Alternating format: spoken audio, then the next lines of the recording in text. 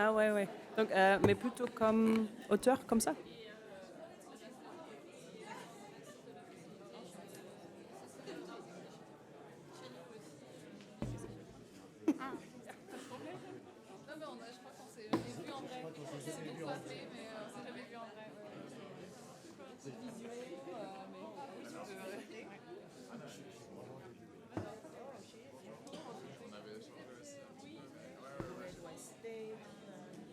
Okay, I think this room is slowly filling up. They're starting to close the doors. So if you're here already, do take a seat. We're almost starting. Welcome. The people in the back, if you want a last chance, take a seat.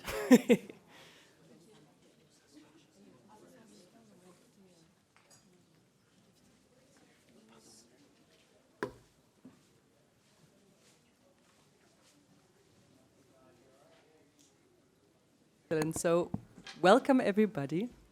We're very happy you're here. It's my great pleasure to welcome you to the session today. We're going to be talking about financing green buildings for sustainable development. And we're looking at the question how development banks can scale up actions. I mean, you know, we're at the Buildings and Climate Global Forum in Paris, and we have really an excellent panel lined up for you today. Because I think we all know mobilizing finance for green buildings is a bit the elephant in the room. So it's the big question that we need to address. And we're going to be looking specifically at what could be the role of development banks and how could they really boost that important issue. So my name is Anna Zinnecker. I work for the Program for Energy Efficiency in Buildings. That's a collaboration between AfD, French Development Bank, and GIZ. And we're a global partnership that aims to transform the building sector through, on the one hand, financing, but then also policy and capacity building, and with a vision to achieve a zero emissions and resilient building sector. So we're very supportive of the agenda of this forum. And just to say, I mean, the session today is organized jointly with IFC, so the International Finance Corporation, and the PEEP program. Great collaboration for that. And we're very much, we did our best to really bring you a great panel to show what development banks are doing already now. But we also really want to look at the challenges. No? I think not everything is easy, as you know, when it comes to green buildings, and we really want to see kind of what can be done and how can we boost that, that issue. And just really briefly, I think we have 3 parts to our session. First of all, we'll get a glimpse into what the development banks are doing. And then we really want to tease out, you know, where do we see the challenges, but also where are the solutions. And in the end, and this is very much in the spirit of this forum, we want to look at kind of, you know, what's the way forward, what's the commitment, where do we want to go. And without much further ado, I'm going to invite the first keynote speaker to the panel. He will be speaking about development banks as key institutions to scale up action on green buildings. And I'm just going to give a little introduction because it's Emmanuel Baudron. He's the Deputy Executive Director in the French Development Bank, AfD. And I just have to say, he's like top management in AfD, but he's very much also a practitioner at heart. I think he's worked really across many continents, many countries. I think he worked in Asia, Laos, Vietnam, Pacific. And then he had stations in Morocco, Tanzania, Indonesia. So a very wide perspective of what's happening. He worked on energy, he worked on transport, water, urban development, and he's now in charge of global infrastructures at AfD. So yeah, Emmanuel, we're very much looking forward to hearing from you.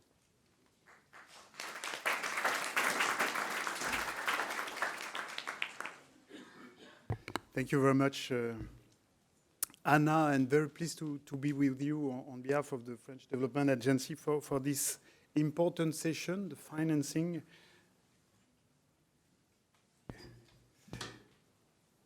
So I was saying that I was very glad to be here for this important session in this forum where we can see a lot of expert, minister, political authorities, but also bankers. And I'm very glad that we have the communities of Public Development Bank and the donor community to be here to talk about how we will finance this so important issue than the energy efficiency in the building, and how we can reconcile the investment in climate and on people, how we can address both at the same time. Just I would like to highlight 2 points before this panel with my colleagues regarding the reason why the Public Development Bank can play a major role in this transition. The first reason, you all know the stakes and the needs, and they are huge, regarding the importance of the building and construction in the greenhouse gas emission. We're talking about 40%, which is huge. And if we want to address the Paris Agreement and carbon neutrality for all our countries, we really need to address this subject, particularly if we consider that the surface of this building will double by 2050. The needs for AC, especially in tropical countries, will triple, and that there's a lot of needs, whatever your countries, in terms of investment. We are talking about trillions of investment by 2050 if we want to address this issue. 1.6 trillion, 1,600 billion US dollar. This is massive. The second reason is to address this huge investment. We think that Public Development Bank can play a major role and should play a role.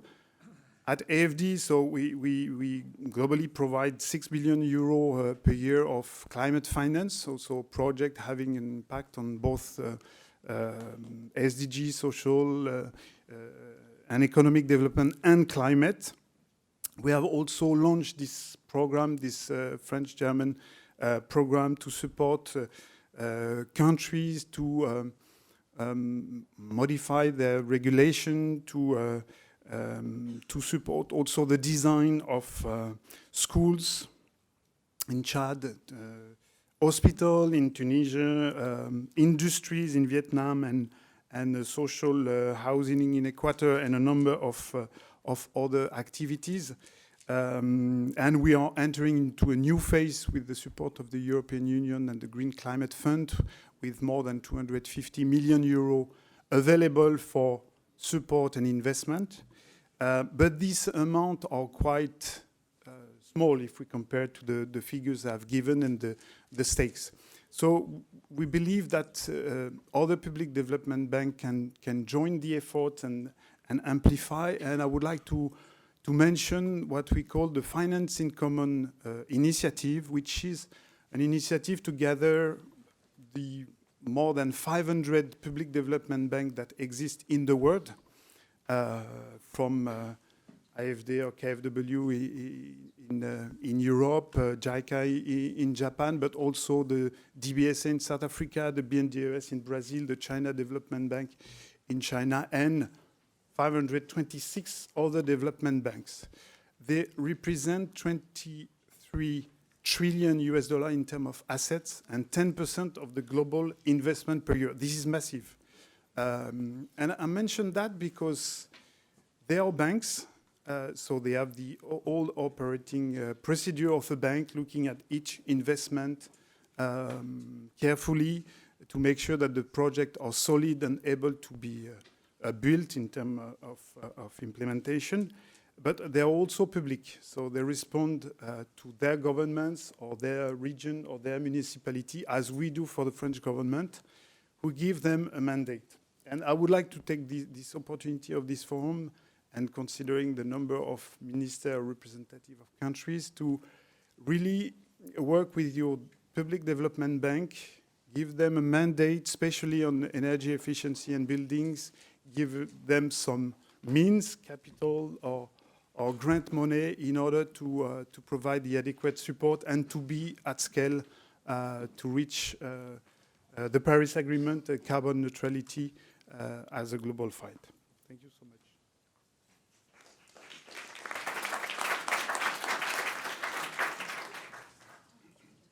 Thank you very much, Emmanuel. I think that set us up perfectly and was a very clear message. So we will now discuss about this. So we have a panel. It's a great panel. It's also a quite large panel. So I'll just ask you all here on the stage. And yeah, I think we'll start with Jamie. We have Jamie Ferguson from IFC. We have Ghislaine Nourlil from Caisse de dépôt et de gestion du Maroc. We have Manel Aïtsalia from Agence Française de Développement. Oui, just, no, I think Jamie, if you go here. Okay. We have Lutz Morgenstern from Germany. We have Razmi Khamse from Jordan. We have Tierno Habib Ham from Shelter Afrique. And we have Ana Campos Garcia from the World Bank. So yeah, I would say a little applause for our panel because it's a really good one. Excellent. And so we start with two parts. So we have, first, we're going to really get a bit of an insight into what's happening into different and very important institutions. So we're going to look at the question, where do the banks stand? Are we close to financing only green buildings? Yeah, or are we a bit far? And what is your take on how far we have come? Yeah, and I'm going to start with Jamie. He's here on my right from IFC, of course, working very much with commercial banks, but also developers. He's director for climate business. He has a slightly crazy task, I think, to make 40% of investments climate positive. But yeah, he had many strategic roles in IFC, so I'm sure he will make it. Yeah, Jamie, the floor is yours, and we would like to hear about your... Yeah. Thank you, Anna, and good afternoon, everyone. It's a real pleasure to be with you. I'm going to say a few things about where IFC is at, but I think Anna's challenge was greater, which is sort of where are the MDBs from, emerging market MDBs at on the Green Buildings Challenge? And I'm going to start with a school report on where we're at, where I think we're at. And if I'm dragging my colleagues down from other fine institutions here, then apologies. So, our entry point to this, of course, has historically been affordable housing. As with a development mandate, that's a key piece of the puzzle, and it's a very challenging piece of the puzzle. And in that space, I'd say, good effort, class, more to do. Green buildings has been an increasing focus over the last decade for us, and so I would say fantastic start, but even more to do. Green affordable housing, I would say, could do better. Self-build green affordable housing, I would say, guys, we got to get this sorted out. And green resilient self-build affordable housing, I'd say, we're not even there yet. So that's my school report, and now I'll say a little bit more specifically about IFC and who we are and what we're doing. So IFC, for those who don't know us, we are the private sector arm of the World Bank. We're the largest private sector development bank, and in the context of climate change, our role is to catalyze the private sector, mobilize private capital, all with a view to accelerating the transition to a low-carbon, resilient, and inclusive growth in emerging markets. And actually, we're doing all right. 46% last year of our investment was climate finance, and that was 15 billion of investment in the emerging markets. In terms of green buildings, it's a very large area of our business. We've invested just shy of 12 billion over the last 7 years in green buildings, and we do that via two main mechanisms. One is directly through developers, and the other is indirectly through banks. And that's key because anyone in this space knows you've got to hit the supply and the demand. We've got to build new supply, but if you haven't got green mortgages, if you haven't got capital for homeowners and for developers, it doesn't work. We're also very busy in the supply chain, investing in green, low-carbon cement, low-carbon steel, both at the operating level and at new technologies level, venture technologies. So that's our sort of traditional, we are a bank, that's our traditional business. We are also really busy in this space in terms of a broader toolkit of support with tools and capacity building and thought leadership. So some of you may know our EDGE green certification tool, which is there now actively used across just shy of 100 markets. And we estimate has certified somewhere in the order of $73 billion worth of investment in green buildings over the last decade. And that's growing exponentially. So along with other important certifications, LEED and others, it's played an important role, and there's versions of it, whether you're in warehousing or residential housing, and actually recently self-build housing, importantly, of that tool.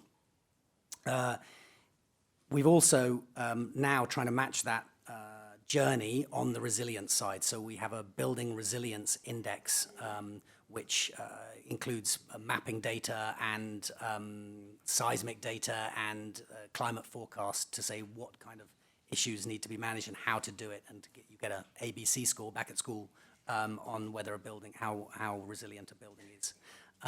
And likewise a tool, Apex, for cities in their efforts to plan their greening.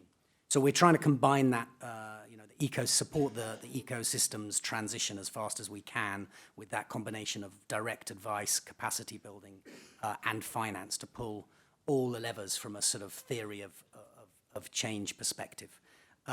So maybe I'll pause there, but I will say the challenge is where we are focused. We are focused on the self-build, and hopefully in the Q&A. I'm just back from India where we're experimenting and piloting on that, and it's a very interesting space of change that we've all got to do. Resilience is, as I said, where we're getting our can-do better grade as a group, and it's a space we're really keen to push further on. And then for those of you, for shareholders in the room, clearly the trigger in emerging markets, we are changing hearts and minds and behavior, fully embedded behavior. And so any triggers we can give with blended finance to make green mortgages more competitive, to move those hearts and minds is very powerful, and we're looking for partners in that. So I'll pause there. Back to you, Anna. Perfect. Thanks a lot, Jamie, for that insight. And I think we'll now move to Morocco. So we have Dr. Ghislaine Nourlil. She's head of ESG policy in Caisse de dépôt et de gestion in Morocco. It was very interesting to learn about your institution, actually. No, I think it's the Moroccan state-owned financial institution that manages the long-term savings. And you're also one of the largest investors in the country. And yeah, so Ghislaine, it would be really interesting to hear from you, kind of where do you stand, where do you also see the potential for green buildings, and where are we headed? Over to you. Thank you, Anna, for the invitation. Thank you to P Program, IDFC, Club, and IFD for this invitation. So to answer your first question, if we'll move one shot to green building, no, it's not the case. We are operating in emerging markets, and we are adopting a transition plan which is aligned with the National Sustainable Development Strategy with our government. So resilient, neutral, and green building is really representing a complex and difficult topic in emerging markets. So please allow me to make a focus on Morocco, since I'm representing the Caisse de dépôt Marocaine. So the building sector we're consuming around 33% of total energy in 2021, with a target to reduce this consumption by 14% on 2030. With as well a greenhouse gas mitigation rate at 45.5% in 2030. So how to achieve it? This is the big question. How to achieve it? We cannot talk about resilience or green building without talking about a fair and efficient layout. Without talking about technologies access. We can't talking about customer awareness. A new pricing model, which is needed really to succeed this target. Fiscal and regulatory framework, I'm talking about incentives. and finally, investors' attractiveness, and final product competitiveness. We at CDG, we have already anticipated these changes, and we invested and we aligned our business model by integrating energy saving and carbon emission to the core business of our subsidiaries. So we have specific subsidiaries specialized in this topic. So starting from real estate to providing technical assistance and services, to building offices and offshore zones, to developing industrial zones, to building and renovating hotels as well. So we can find these dimensions in each subsidiary, and we would like really to bring all the efforts together in order to build a common trajectory in order to achieve the net zero. And I can't speak about 2050. Morocco is adopting a net zero strategy 2050, but we are working together in order to put this common trajectory in this common action plan. Recently, we have created as well a new subsidiary, which is called INE, specialized in energy efficiency and renewable energy. So with a unique and exceptional value proposition, starting from audits, to implementing equipment, to change management, monitoring, etc. So we will work within the group, intra-group, to really build the case study or the success story to present outside the group for the private sector as well. So we are, in Morocco, we are a young population. We need housing, we need building policy, which is efficient. So this policy should really integrate human or people. People integration is really important for us, and to avoid migration, to avoid resettlement of population due to physical risks. We have as well to integrate in transition risks to our model, economic model. So we need an intelligent and 360 view approach, which should include drought, earthquake, and other components due to the physical risks in order to finance and reinvent financing for hospitals, for schools, create a job, and work a lot on innovation and research and development. I think that we need as well to adopt this whole life cycle, life carbon assessment in the whole supply chain. And this is why we have to reinvent our supply chain locally. We cannot do it lonely, so we need partners, we need investors, we need to open the market. So hopefully we will have the carbon frontier in 2026. So we have 5 sectors already will be impacted by the carbon tax. So we need to reinvent our business model, and CDG is really ready to accompany the government in this transition plan in order to include human to do energy transition strategy. Perfect. Thank you very much, Ghislaine, for that insight. And I'm sure we can tease more into this, into what you're doing in Morocco.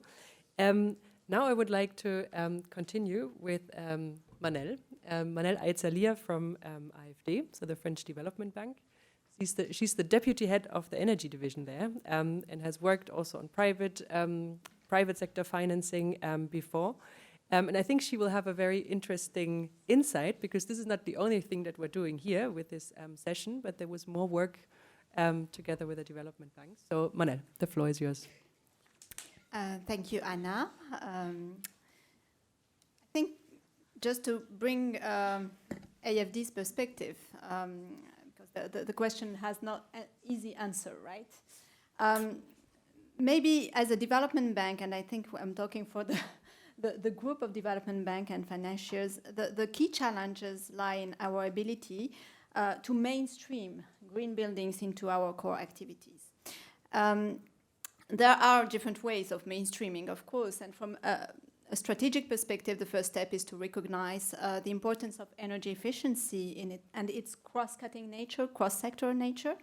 And this is what AFD does by setting up energy efficiency as one of the 3 pillars of its energy transition strategy. This is from a strategic point of view, but from an operational perspective, we need to translate these strategic orientations into operations by creating tools, methodologies, indicators that make it possible to consider the levies for energy efficiency to be achieved in any operation to be considered for financing in all sectors and not only in the energy sector. It also means embarking energy efficiency as a key topic in our policy dialogue. And again, it's not only with energy sector stakeholders, but this should include all sectors where there is an energy efficiency component. And this can include, of course, health, education, housing, urban development. The Partnership for Energy Efficiency in Buildings that you mentioned is a topical illustration of what AFD can do in this perspective. The PIB was jointly implemented by AFD, GIZ, and ADEME, and it's operating since 2018, and it relies on a multi-level approach where we combine both support to projects and bringing financing and technical assistance, and project can be developed by public stakeholders, private sector stakeholders, and this is combined with national policy support and capacity building. And this approach of combining both technical assistance, project financing, and policy dialogue and policy support is fully aligned with our strategy within AFD for sustainable infrastructure, which recognizes the need for adequate financing tools, but also for capacity building, project preparation, and on the policy side planning, and leverage effect through the mobilization of our partners and other co-financiers. Maybe just to illustrate a little bit for the PIB, it has several windows, and we were able to demonstrate through the mobilization of these windows the importance of project preparation, technical assistance, working at the earliest stages of project design in order to incorporate energy efficiency in this design. And more importantly, the program highlighted the value brought by interlinking the technical assistance with investment financing. It's not only project preparation, but it's also looking after at the step where you bring on the table concessional finance, investment grants, and at the right level to avoid spoiling projects. Technical assistance was also catalytic for the development of local expertise, and it led to greater impacts, not only at the project level, but also amongst the value chain of the construction and building sectors. Again, the PIB had a strong demonstration effect. CG was talking about bringing the experience at the group level. So with the first project that we were able to finance, we made the proof of concept. So now we have example where the PIB could show that significant gains in energy efficiency and in energy performance in general can be achieved with limited additional costs and with increased benefit for the comfort of users. But above all, and this was really, I would say, the most important operational impact, the PIB played an important role in raising awareness within our internal operational teams. It has fostered a certain mindset of amongst the technical experts to take into account energy efficiency aspects at the earlier stages of project development. And this mainstreaming aspect is noteworthy because despite the fact that building sustainability relies on enhanced energy efficiency and performance, the entry point for this project is not energy or climate. It's the teams that bring the policy dialogue, the technical dialogue, are sectoral teams dealing with health, education, urban development. So it was really important to mainstream the energy efficiency and to bring it to the building component for each and every project. And we were able to do that because the PIB provided the tools, financial, technical assistance, concessional loans, but it also created a culture, an expertise within AFD, within our teams, and it created the indicators for your monitoring. So all this mainstreaming within the teams was very valuable in order to have this mindset of energy efficiency in all buildings components of our project. If you allow me, Anna, I will maybe bring a wider perspective because I mentioned the PIB and AFD's experience and how we mainstreamed energy efficiency in buildings in our activities. But beyond that, I'd like to share with you some of the conclusions that we had yesterday. We had a pre-forum meeting with our friends and colleagues from development banks, multilateral development banks, national development banks, bilateral development banks. And AFD had the pleasure to host this meeting in our premises. And we had a very interesting discussion on the challenges and how to overcome them. Of course, we didn't conclude with an easy conclusion, but we fully recognized that there are some key principles on which we should concentrate our efforts on a collaborative manner. And we try to summarize this principle, and I share them to maybe open the discussion for later. Of course, we shared our experiences, lessons learned, and during this very short session, we were able already to think about better ways to scale up, to accelerate, to aggregate. So acceleration, aggregation, fast tracks, innovating financial tools and approaches was the first topic on which we should collaborate and better work. Working on policy frameworks and planning, we mentioned it, that's what PIB does, but we need to do it on a collaborative manner again. And this includes also mainstreaming of construction and buildings within NDCs, which is not the case today. IFC mentioned value chains. That was really for the construction sectors, it's key. Value chains are at the core. You cannot build a sustainable building if you don't have the materials to build it. So working on value chains and working on sector-wide approaches. I mentioned health, education, urban development. It's a sector-wide approach. We mentioned also the alignment of several agendas. We mentioned decarbonization. We're talking about energy efficiency, but also resilience to climate change. But not only these two, I would say, climate agendas, the social agenda is, that was mentioned also by CDG. So this is in line also with the just energy transition agenda, and this is also to be brought on the table.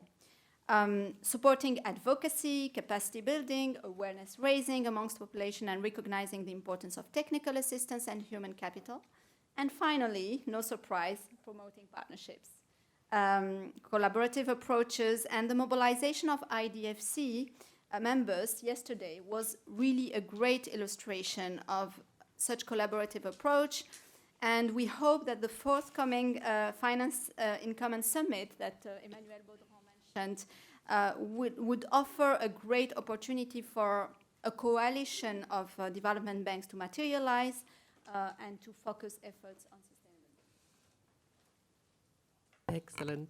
Thank you very much, Manel. I think for both of taking us with you in IFD and showing us the journey, no? Because I remember, like, back in the days, I think when your colleagues were really working hard to kind of engage all the different parts, and then also that question, like, you know, as a, let's say, a front runner, how can we share that knowledge also with other banks that are all bringing their piece to the equation? Excellent. So we heard a lot from the development banks now. We're going to turn the focus around a bit, and with Lutz, we have someone who's working for the German ministry, the Federal Ministry for Economic Affairs and Climate Action, and there he leads the Division for International Climate Action and Implementation Initiative. So Lutz, you're very much concerned with international cooperation on this topic. Now listening to the development banks as they speak, I mean, where do you see the most urgent challenges? Where do you think, where do we need to go, and what's also the role that international cooperation can play on this topic? Yeah, thank you, Anna. And at the beginning, when you introduced Jamie, you said that he had a crazy task. Sometimes I think that my task is crazy as well when I look at all these challenges. And several of these challenges have been mentioned. But to start with a few of them, what we see as main challenges for green buildings, and in order to get development banks even more engaged. One is the limited availability of funds due to restricted public budgets. We face that challenge in Germany now even more than in the past years, complexity of finance structures required for green projects, the heightened risk perception, and also the general lack of capacity among institutions to prepare bankable projects. But I don't want to talk too much about the challenges. I want to talk about examples, how to overcome these challenges. So I'll give you 3 examples. One is increasing public support, second is involving national development banks, and the third is integrating public and private funding. Starting with the first one, increasing public support. As you know, Germany is really committed supporter of climate finance, and my ministry through the ICI, the International Climate Initiative, we have contributed with more than 200 billion euros to various initiatives that address the subnational challenges, including green buildings in developing countries. And one specific example, we, together with Luxembourg, we supported the City Climate Finance Gap Fund that now has a capitalization exceeding 100 million euros.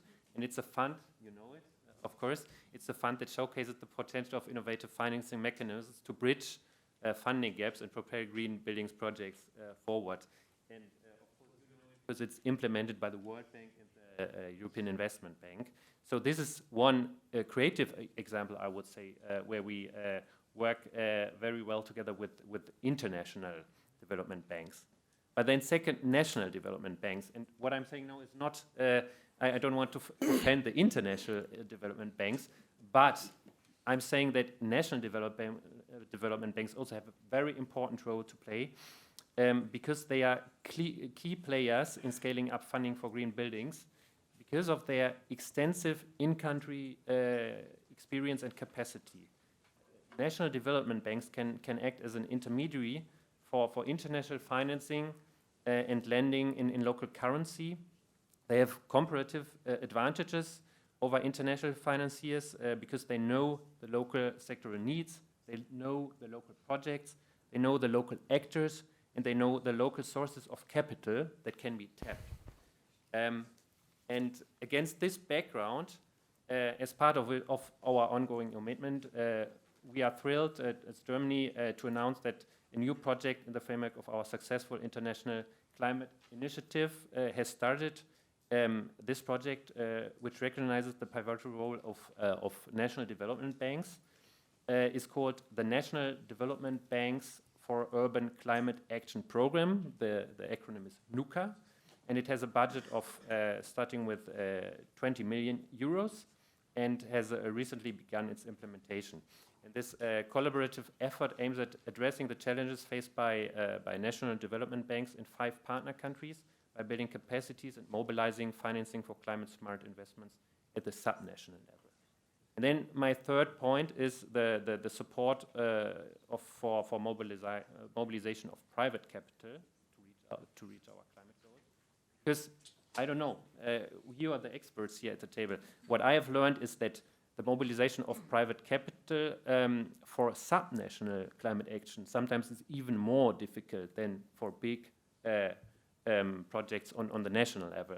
So there as well, we need specific knowledge, specific capacities in all the partner institutions, specifically also in the National Development Bank, to actually take on board and have the conditions in order to mobilize the private capital. And this is also one of the focus areas of the project I just mentioned, the NUCA project, where they will work on improving these or further enhancing these capacities. So in summary, while challenges persist, there are solutions. I listed a few, and I think together we can actually achieve our climate goals. Thanks. Thank you very much, Lutz. That was great, kind of like showing these examples. And I think as we move forward, I think we're all working on how can we craft the tools and the instruments that we really need to move forward. Great, so I'm now gonna move to Jordan. We have Razmi Hamze. He is the director of the Jordan Renewable Energy and Energy Efficiency Fund. That's part of the Ministry of Energy and Mineral Resources also of Jordan. So, I mean, you've been a CEO throughout, but I think you've also spent the last 8 years with the GREF, 9 years by now, okay.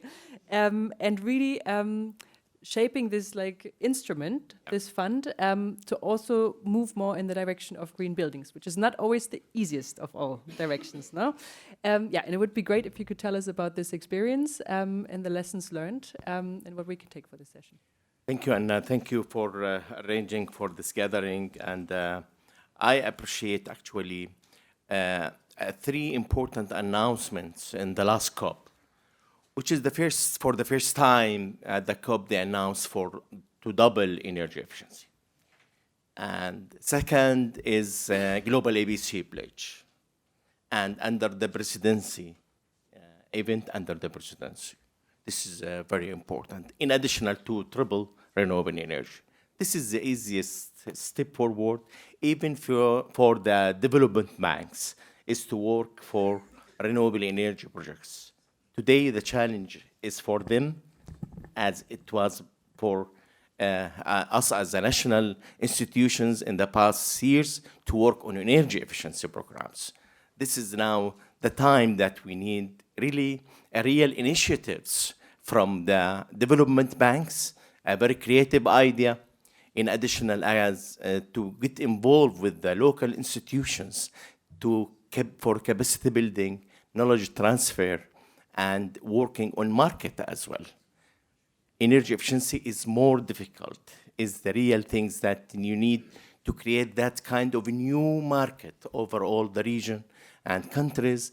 This is why I think involvement of the development banks with the local institution to do that job is now initial, and it's high responsibility. This is first. Second,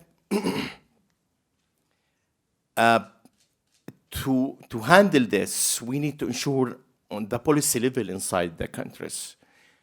Is there a policies inside the countries really a very clear code of buildings in additional rules, regulations, as well as enforcements? Mr. Jamie in the morning been talking about incentives and in countries regarding the financing issue. He's talking about behavior. I'm talking also about culture, because building is part of our culture. And we have, at this world, we promised in Paris here in 2015 to leave nobody behind. Until now, we achieved nothing from this. We left everybody behind. And even the development countries whom have the capacity to meet their promises, they didn't achieve it. Our CO2 and emissions increased today. And the last report at the COP we've been not happy about the reports launched at the COP. So there is a lot of work we need to do. We are, return back to our behavior in the first crisis, like reactivating all that's cool, institution that been closed for a reason, and we return back for the first crisis. We need to be committed with this. Financing is the main chapter. When we're talking about cooperation banks, they can't work alone. We need to be ensured that they have a fully coordination with the national banks, with local institutions to have they have to be ensured that they are on the same page. Are we, and I'm asking here our friends from the corporation bank, do you think that the local banks in different third world development countries ready to work with you on your energy efficiency projects? Do you think that they have the capacity to take a look and evaluate the energy efficiency projects that takes long time for payback period? This is actually, if you need me, Anna, to share with you our experience. I'm working with the Jordanian bank since 2015, and I signed 12 agreements for them to accelerate financing of renewable energy and energy efficiency. They get success with renewable energy, but all of them, they failed with energy efficiency because they don't have the capacity and the qualified team to evaluate and assist the energy audit studies, the actions, the long-term payback period for this. This is what we need to do. I'm a partner for EIB, EBRD, AFD, all the development banks in Jordan who are working in Jordan. Still, they can't actually build a close and a clear partnership, and they are not on board with the local financial institution to ensure that those local banks, local financing institutions can implement what they are looking forward. So it's important to build the capacity, as well as, and one more important things, we need to ensure that through global ABC, and we call for this for many time, to transfer the knowledge and experience. Because the experience of energy efficiency in building in Europe is totally different than the other countries through the Mediterranean. So knowledge and knowledge transfer, as well as capacity building for the local contractors and for the market itself. You know, when we make that a benchmark between countries, there is huge differences, and we can't say that we need a model to be duplicated. EBRD, AIB, AFD, they can't duplicate an energy efficiency project between countries. Each country, they have their specific institution, and we need to deal with us. From my experience with the local banks, and regarding the financing, you need to work with them step by step in order to ensure that they are really understanding what they do. In terms of energy efficiency, still we are at the beginning, and they are not on board yet. And we need a lot of huge work from the development banks in order to ensure that their partners in the national level are on board with them and capable to understand exactly what they are aiming from the green lending projects. Thank you, Anna. Thank you very much, Razmi. That was really, I think it was very much to the point, at which point it is not very easy to finance green buildings. No, I think it takes the tools, it takes the knowledge. It's not something we can take for granted. And as you say, like by now renewables, you know, we fairly know. And in terms of like having tools that can be shared and that can be really used, yeah, I think you gave us a lot of points for our second part of the session also, I think in terms of our homework. I will now, because we have still two excellent speakers lined up, I will now look over to Tierno Habib Han. He is the managing director of Shelter Afrique. And we're going to take a bit of a Pan-African perspective, I think, with you. No, you are really like a diehard banker from the start. No, I think you have a past, let's say, with and let me not get it wrong. You worked for IFC, you worked for Goldman Sachs, you worked for the World Bank. There were more banks, so I didn't all list them. And now you shifted. You basically now focus on housing finance. You're based in Nairobi. It is definitely a growing market, I would say. So yeah, it would be great to hear from you. What's your perspective on where does that part of financing stand? Where do you see the challenges, the solutions? Over to you, Tierno. No, thank you very much, and pleasure to be here. Very privileged to share this panel with very, very important personalities, including one of my ex-bosses at the IFC, Jamie Ferguson, who has been a great champion for affordable housing and green. So I'm grateful that you can join these two together now in your new role. Really pleasure to be here, and I would really like to say a couple of things. First of all, you know, Shelter Afrique is a development bank. So Shelter Afrique Development Bank is a multilateral, and I really appreciate what Lutz mentioned. It's a multilateral, locally owned African, Pan-African institution, owned by 44 countries in Africa. I have some of my shareholders in the room. Excellency Minister of Housing from Uganda is in the room, in the first row. I can recognize might be others in the room. So we really have this sort of mandate to push affordable housing in a large scale and urban development across the continent. 44 countries shareholders, African Development Bank, Africa Re, which is the Africa Reinsurance Corporation, which is a Pan-African institution as well. So our mandate is really to address this huge crisis of affordable housing across the continent. Today, we have at least 53 million housing units deficit across Africa. So 53 million housing deficit. If you had to build those homes traditionally with bricks and mortar, imagine the environment footprint, right? The green gas emission that you'll be generating by doing that, bricks and mortar. And all the efforts, basically, that are being undertaken by all of you in the room, across the world, to tackle climate change, would basically, they will be destroyed, right? So I think we need to really focus on this housing deficit and see how we can build them and finance them sustainably. And this is our role. So I joined Shelter Afrique a year ago, exactly. Before that, obviously, I was at the IFC heading Asia Pacific for Housing Finance. And we've seen a lot that's going on in Asia that also Africa can learn from. But the reality is we have the same issues in terms of climate impact, right? So if you think about it, today, if you built those homes, the 53 million housing deficits, traditionally, the climate footprint would be in the billions in terms of green gas emission.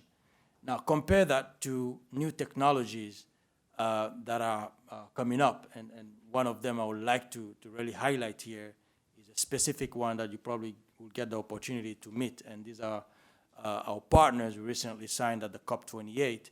This is ADHI from Rwanda. They have a very concrete solution, which is using light steel technology. And if you look at that solution compared to the traditional way of building, you will see that with the 53 million housing deficit, you're able to actually save 3 billion of green gas emission, basically. 3 billion. Now, you take that 3 billion, and you mentioned that I'm a banker, ex-Goldman Sachs and JP Morgan. So profitability is key. How do you make money? $3 billion. If the carbon credit market is working perfectly, and you price this 3 billion of green gas emission conservatively, let's say $50 a ton, you're making $150 billion. Okay? What can you do with $150 billion in the sector? We're all talking about mobilizing funding and money for the sector. You have $150 billion of carbon credit financing that you can generate overnight, okay, and fund the sector. So what are we waiting for? So really, this is for me a call for action. If we really mean what we say, right, there are concrete actions here. I mean, this ADHI entity I talked about is based in Rwanda, right? And they have this one pilot program they have developed. And it's pretty well certified. By the way, EDGE certified, and that's one of the things that I didn't talk about. IFC EDGE, we have a great partnership with Shelter Afrique. And this is why we're supporting entities like ADHI, which is actually EDGE Advanced certified, because they're saving 60% on, embodied electricity or external energy, and also water savings. So it's really to say that you have some technologies that are being tested on the continent. So far, they have just one pilot, 240 units that have been developed, okay? And we're working with them to develop the second phase. And the target is to go up to 40,000 housing units in Rwanda. This is a little small country in Africa. Now imagine you scale this up across the whole continent. And the kind of savings that I just talked about, you're addressing the 53 million housing deficit by creating jobs, building communities, because that's another thing that this technology allows, and exactly what ADHI is also doing in Rwanda, is basically to include women in the housing construction value chain, okay? And you training on site, right? With this new technology that people need to be trained. You need capacity building for this, okay? And today, this company is actually funding all of this. While we as development banks, this is our role, to create the capacity, to build the value chain, right? Because you're able to save on the construction materials, because they also actually, they have a factory on site where you can manufacture locally. So 70% of the construction materials on site basically are produced locally, 70%, 70. So it tells you the kind of jobs you can create. You're getting women involved, gender. And the other thing I want to talk about is resilience, right? Because you're really preventing catastrophes by building with this kind of technology. You have retaining walls where you're doing this in such a way that it's climate friendly and sustainable, all right? And you're saving a lot of green gas emission compared to the bricks and mortar that we all know, right? And then the other thing is migration and refugees. We all start in the morning, starting the news, and you're hearing such and such number of Africans crossing the Mediterranean are dead, okay? And I think it becomes so normal, nobody talks about it anymore. It's almost like a cup of tea.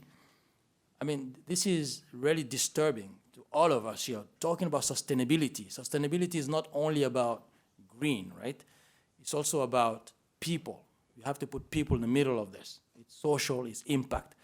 So we, Shelter Afrique Development Bank, we came up with a whole new strategy since I came on board a year ago. We have a 5-year strategy where we have 7 thematic areas, right? And one of those thematic areas is to address refugees and migration. And housing can be the solution. How? We will create large-scale affordable housing programs, sustainable affordable housing programs, with partners like ADHI in Rwanda and others across the continent to create jobs, because we can have manufacturing locally. I said 70% of the materials are built, are constructed, are manufactured locally. We can invest in the SMEs, right, that will be producing those materials. Because, by the way, the people that are being trained on site are also source of SME creations, because these entities will be franchised with this new technology. So they'll all go create other entities across the country and the countries, across the continent and other countries. And you're creating jobs, you're creating businesses, right? So they can be self-sustained. We don't need to be in an eternal funding, process here. These guys can be self-sustained by having a model that's sustainable. And this is what we want to encourage, and that's what we're working on at Shelter Afrique Development Bank. And we will be, as I said, working with different partners around the table, in the room, to create large-scale, sustainable, affordable housing projects across the continent, in the different countries, create jobs on the continent, and get people to actually want to stay in their countries. They don't have to go die in the Mediterranean. This is not good for us as Africans. It's not good for Europeans. I hear the screams and the cries of many of these countries, Italy, and all over the place here, where basically it's frustrating to see this situation. So I think there is a solution. And the solution is really for us to come together and build massive funding mechanisms that would support such initiatives as ADHI and others on the continent, and would be happy to become that sustainable building finance hub for Africa as Shelter Afrique Development Bank.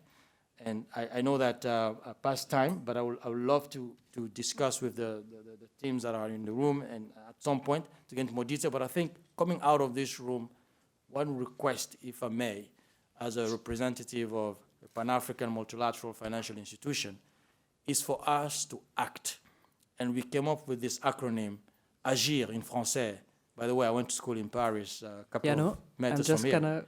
AGIR means, basically, we want to set up an African green, inclusive, and resilient building fund.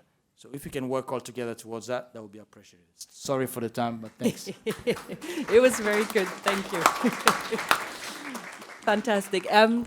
You gave us a bit more homework. I think climate finance we add to the list. And with a view to the time, we have to be a bit fast because we just need a bit of time to wrap up as well. But we have Anna on the right. Anna, sorry, and I'm here. Ana Garcia Campos Garcia. I'm really sorry. I got a little bit distracted by all that these good ideas. So you are an expert on disaster risk management, also resilience in the urban areas. And I think you bring an extra angle to this discussion. Over to you. Just what are we missing? No, thank you very much, and a pleasure to be here. And I think one of the important points that we wanted to highlight from the World Bank is the importance of the integration of the resilience and the green agenda. I mean, the World Bank has committed to 45% of the investment will be climate-related annually, but it's 50-50 adaptation and mitigation. And how we are trying to address that and how we are doing that in practice. And everyone has talked here about the gaps that we have in the regulatory environments and in the policy environments. So through our development policy work, we are supporting governments to improve policies on resilience and green initiatives from the technical point of view in the regulatory regulations and building codes. We are creating databases and analysis to try to understand what is the situation. For example, we recently conducted an analysis of the building regulations in the African context and analyzed 44 countries in sub-Saharan Africa, and we found that only 10 countries have updated the building codes in the last 10 years. And some of them are still using building codes from the 60s or the pre-colonial times, not adapted to the climate context. So the agenda that we have in improving the building regulatory environment is huge, but it's not covering the gaps that we had in the resilience. And if we add on the top of that the green agenda, it becomes more complex. So the idea is to make an integrated approach and try to have also simplified options and standards to do that. We have created like the Green Buildings Checklist Toolkit, where we try to accumulate the knowledge on the global north, if we can say, on the good experiences of Europe and other developed countries, to try to adapt and define what are the critical elements that have to be included in these building regulations and standards. Creating the technical capacity to support governments while they are updating the regulations, and also, of course, the technical capacity for the implementation, and incentives, of course, for the financial aspects. So that's one important element from the regulatory environment. From the investment side, so how we scale up our investments, also on how we connect that global knowledge to prepare not only the operations, but to bring the capacity that we need for our clients.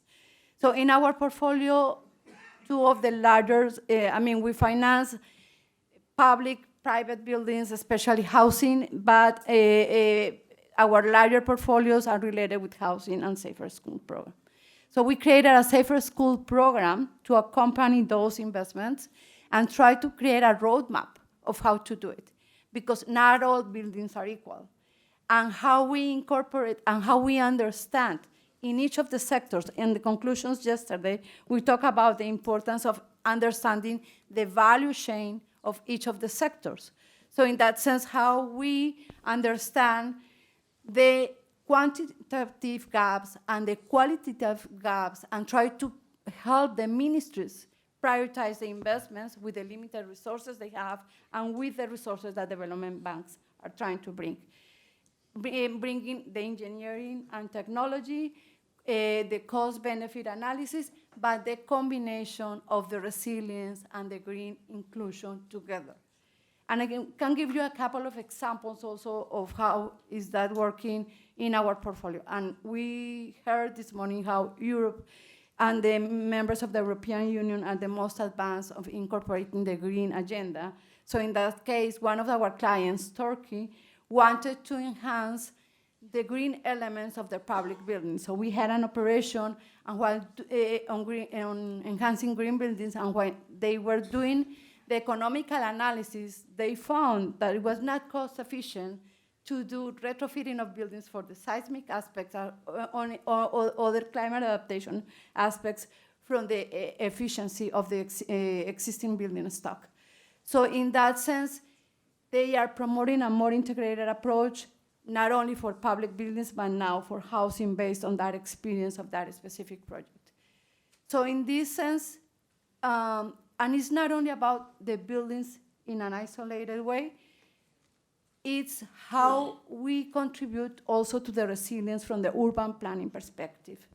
And most of the buildings are going to be, of the future, are going to be concentrated in cities. So in that way, how we enhance the capacity of the local governments from the financial, technical, and a point of view, because there is a lot of financial restrictions from the local stakeholders, but also, as it has been mentioned, from the technical perspective. So we are creating specific tools, for example, to create risk-sensitive land use planning. So to define where and how to invest better, because we can improve the energy efficiency of a building, but if that building is going to collapse in the next earthquake or in the next flood, it's not going to be sustainable. So in this way, what I wanted to kind of highlight here is the importance of the integration of the resilience and the green aspects, and the importance of creating an enabling environment through the regulatory and capacity building activities complemented with the lending portfolio. Thank you. Thank you very much, Anna. I think you have the big picture now. I will admit we're behind what I have here on this paper, but this was to be expected because it was very rich, and I think this was really important statements.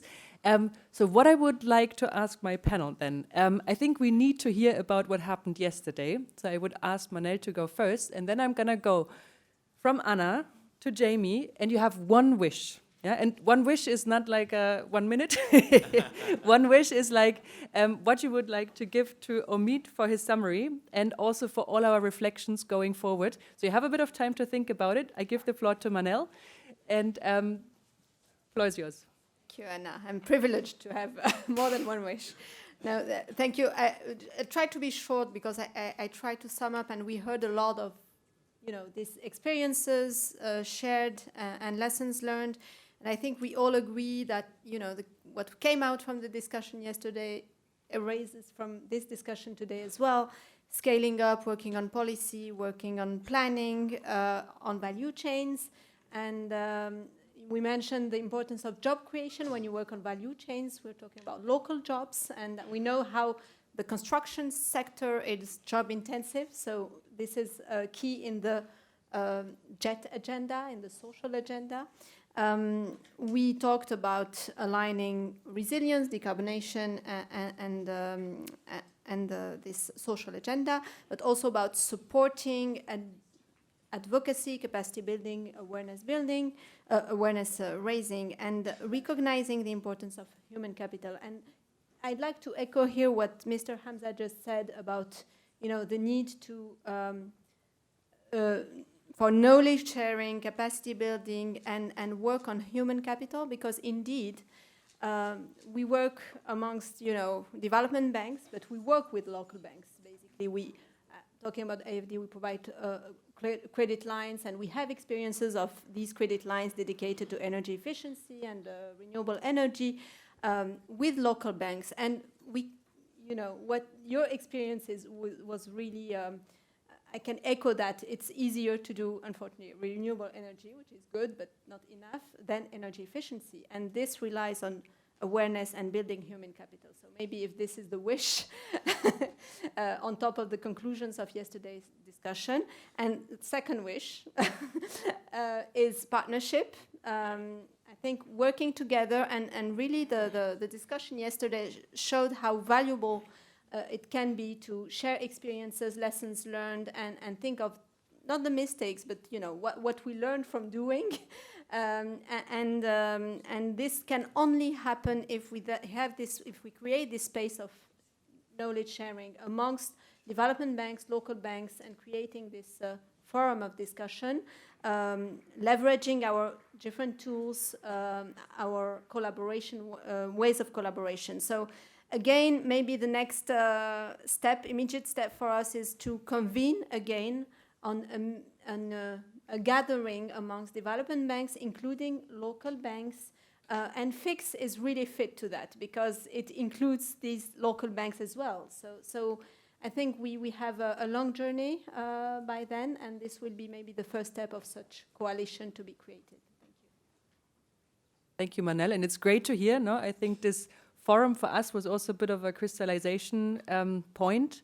You see how the work is taken forward, and I would invite everyone also to, after the session, get in touch and discuss, because I think, we can't cover everything and the work only starts.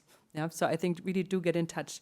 And now I will see how good my panel is at this one shot, one wish. Anna, would you like to start? Wow. It's really difficult, but okay, I will try to integrate it. I think housing is the larger portfolio of buildings, and it should be one of our priorities. And in this multi-sectoral partnership, working across the value chain, I think identifying and working with the different tools and capacities that we all have to try to influence in that portfolio will be one of the priorities that I would like to highlight. Of course, all the other topics are really important, but the huge gaps, and we are expecting to have at least 1.5 billion people working in informal settlements additional by 2050. So the challenge and the opportunities that we have, not only to work about the house value chain, but also to try to create the opportunities and the enabling environment for developing housing for the poor, should be one of the priorities and my best wish. Super, Anna. It was a wonderful wish. I'm just going to ask my panel to make it even shorter. I think housing is what we take down. Tierno, challenge accepted. Okay, yes, I will try. I think I kind of mentioned it, to be frank. It's really action. And it's setting up a project preparation fund. That's a good wish. To prepare for projects. And we're happy to be the implementing agency for Africa as Shelter Africa. Thank you. Let's see if Germany can beat this efficiency. I'll have 3 wishes, but I will be really quick. So, Razmi, you mentioned, and quite drastically, you explained the lacking capacities on energy. Really have to improve that. I think that was a very important point. You mentioned the call for action. We can't just walk out of this room and then really have to act. So the urgency, I think, is really important. And then you mentioned the partnerships, the importance of national, subnational, private, public. We have to strengthen these parts. Top. Razmi, challenge. Thank you. Energy efficiency is a new great economic opportunity for all countries. It will open great opportunities, not just for saving energy, it's for job creation and for make our market dynamic and for you to lend more money. This is first. Second, we solved. I think we took an action in Jordan for first step is to capitalize what we calling super ISCOs. Super ISCOs and ISCOs model is the best, way to implement energy efficiency in countries. Now we are creating EPC contracting and building the capacity of ISCOs, and we are now in consulting with international funds to establish super ISCOs to take the role on behalf of the banks, because banks will continue as banks. Yeah, thank you. Excellent content. Yes, so my word will be collaboration. Collaboration to develop tools for project preparation, to develop effective policies, and to mobilize funds. Okay. Wonderful. I see Omid is taking notes. Jamie. Thank you. So wishes are for what you can't control. And what I can't control is where I started this morning. We need incentives. We need ministers to go home to their countries and drive the right incentives to drive the market. Money flows where the incentives exist. There's no lack of money, private capital. Our job is to mobilize private capital. If the incentives are right, it will flow. In the absence of those, we need partners with blended finance and donor funds to plug the gap of those incentives. That's my wishes. What you have is our commitment, which is our funding, our capacity building, our collaboration. All of those things are within our control, and you have them. The wishes are for what we can't control. Closing words. For our panel, we're not at the end. I would say a round of applause for our panel. There was really a dense and very enriching discussion. Super, and we'll do one last change. I think you need to liberate a few chairs for our panelists because they find their spot. I think I'm gonna ask Omid to come on the stage. Omid, of course, from IFC. I think most of you know him probably. He's the global lead for Building Resilience Index program and also the EDGE Green Buildings program. He's also my co-chair in Global ABC for the work area finance. Omid, you have the formidable task of summing up. And after this, just so you know, we have a bit of a celebratory moment for the P program. So first of all, Omid, and then we continue.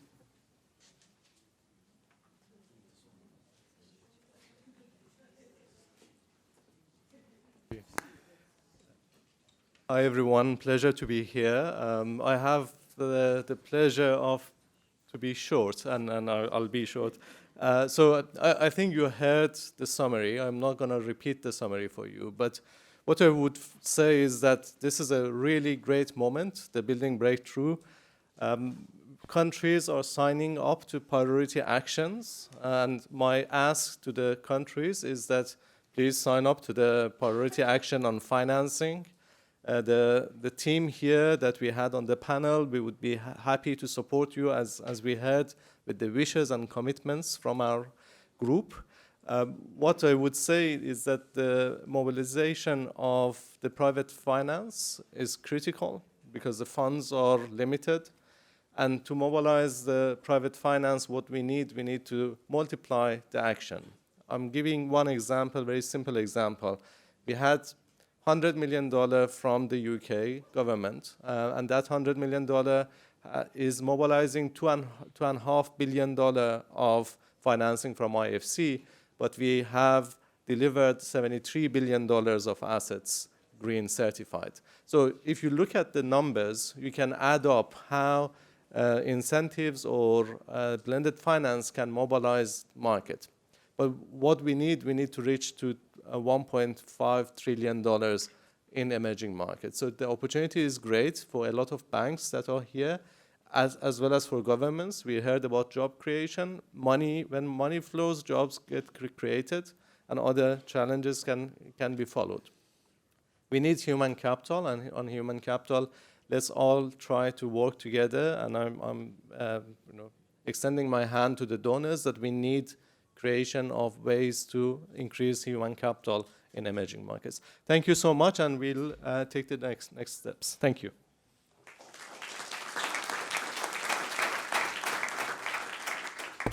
Thank you very much, Omid, for that call for action after this rich discussion. I think we take all this with us. Now we have a bit of a celebratory moment. So this is very close to my heart. So the P program has been running for some time, but it's getting bigger. And I would like to invite Manel from AfD.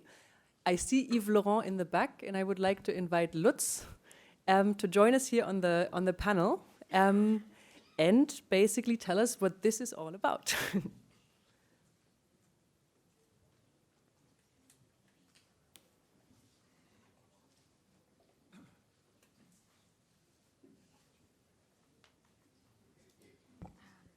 Hand over directly to, I think Lutz is starting. Okay, so I could add more wishes now to the list. That would be, but that would be I cheating. So on behalf of Germany, I'm really happy to kickstart now the implementation of a new funding window of the PEEP initiative, together with my colleagues of the Donor Committee. PEEP is a large-scale program jointly financed by the Green Climate Fund, the French Development Agency, and Germany, that supports green and resilient buildings. It brings together financing and policy advice in one program. This is really the important feature. We really think that PEEP Cool is a game changer for implementation. We are scaling up our successful approach to a total of 21 countries. I think this is quite a significant number already. And now is the moment to elevate our aspiration, because during the COP28 nations, I think some of colleagues on the panel commented on that as well. All nations committed to doubling the global average annual rate of energy efficiency enhancements and also tripling the worldwide renewable energy capacity by 2030. And we have to deliver on these promises that we made in Dubai at the COP. This pledge underscores the urgent need for intensified actions in revolutionizing the building sector to realize these goals, because if not in the building sector, where else should we get the emission reduction and the improvements in order to really double the energy efficiency? The PEEP Cool will transform the construction sector by advancing more energy efficient building designs, construction and operation, involving both the public and the private sector.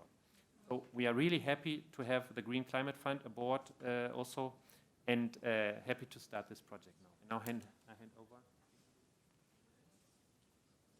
Thank you. I will not go back to what is PEEP Cool. Maybe just for the attendees to understand why we are so proud and so happy to launch PEEP Cool, give just a little perspective of where we come from. In 2018, when the initial PEEB was created, it started with an idea and a collaboration, again, a partnership between AFD and GIZ with the support of the French government. And the idea was that we should put together technical assistance for project preparation, project development, capacity building, and technical assistance for institutional support and policy dialogue. And this is the combination that worked, and it was a success. And based on this success, we went to the Green Climate Fund and we convinced them, and we know how we had a very powerful convincing power. Together with, as a team and as partners, we convinced them to scale it up with huge figures, and not only scaling up, but also diversifying the way of implementation and our instruments. So at the initial stages, it was technical assistance, I would say only. Now it's technical assistance plus financing tools, concessional finance provided to the project. So the idea is really to build these technical assistance for projects and for governments in order to have these buildings projects on the ground. So the successes were also, and what we were able to prove to the Green Climate Fund is that we were able to mobilize public stakeholders, but also private sector stakeholders. Most of the projects supported by the PEEB are sponsored by private stakeholders. So it was really a success, and the journey is ahead of us. It's long. And of course, we're launching PEEB Cool, but I want to say 2 words that PEEB Cool has brothers and sisters, because we were able also to raise funds with the support of the European Commission for the Mediterranean region. So it's PEEB-MED that is now operational. Same scaling up plus diversification of financing instruments. And the newborn in the family is PEEB ASEAN in the Southeast Asia region, where we work with ASEAN on the same principles: support to projects, support to government for project preparation, capacity building, but also institutional support. And the guiding line is really resilient building to climate change, decarbonized building sector, and inclusive building.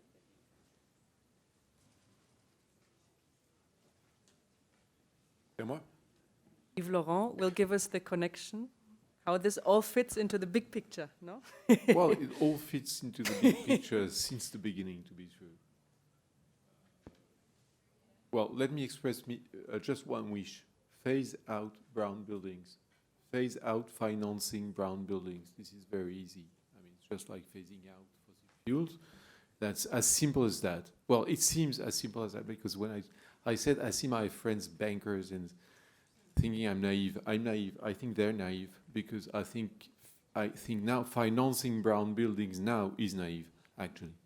So And I see people telling me there's money, there's no project, etc. I'll come back to that.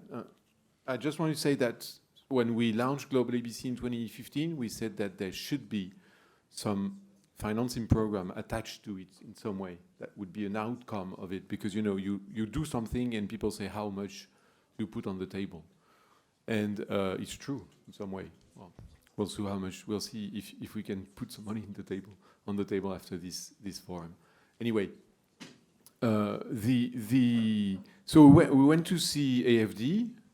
We went to see the German government, who had IKI, and everybody said, "Let's go." And GIZ. I remember Michael. I remember Vera Ronendorf. I remember all the people, and they say, "Okay, let's go." So why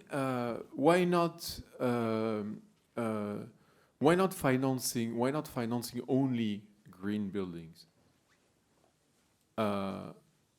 And why are there not enough projects on the table, on the pipeline? Because most of the people, they forget that a project is something to be done. A project is something to be financed. A project is not something that you go and you say, I have a project, because your banker, he says, what is your project? And then you have to think, and you have to work, and you have to take time. And this time takes money. So if you don't finance in some way the project itself, you don't have projects. So you stay on your side and say, we have money and no project. And the other side, the others say, we have lots of things to do, but we cannot make projects. So this is basically the great idea of the PIB, that it links this with that. And so it's a really promising initiative, and it's working and it's growing because of that, because it's obviously bridging this gap between people who want to do things and don't have the energy, the money to raise a project and to define their project, and the people who are in a situation to pay. So that's all I have to say. I mean, this is a very promising initiative because it fills a gap that obviously is necessary, and it's an enormous gap. So there should be the PIB should be an enormous program. That's all I have to say. Thank you very much. And I think PIB is one example. I mean, we heard many more. You've all been holding out very patiently. Well, for me as a German, it's definitely lunchtime. So we would like to thank you very much for that. Our speakers are still here in the room. I think many of you, are keen to rush and grab them and talk to them. Do that. Also, a lot of our PIB colleagues are in the room that have just started. So feel free, reach out. And we have our homework, right? I think it's a lot of things to be done. We have the next...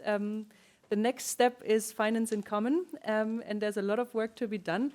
And yeah, thank you all for your energy, for your commitment, and yeah, I think we're in this together, and we'll go.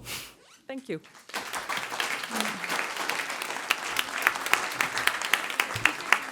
Yeah, and our speakers, we will quickly do a family photo, so if you can just come to the front, Mariana.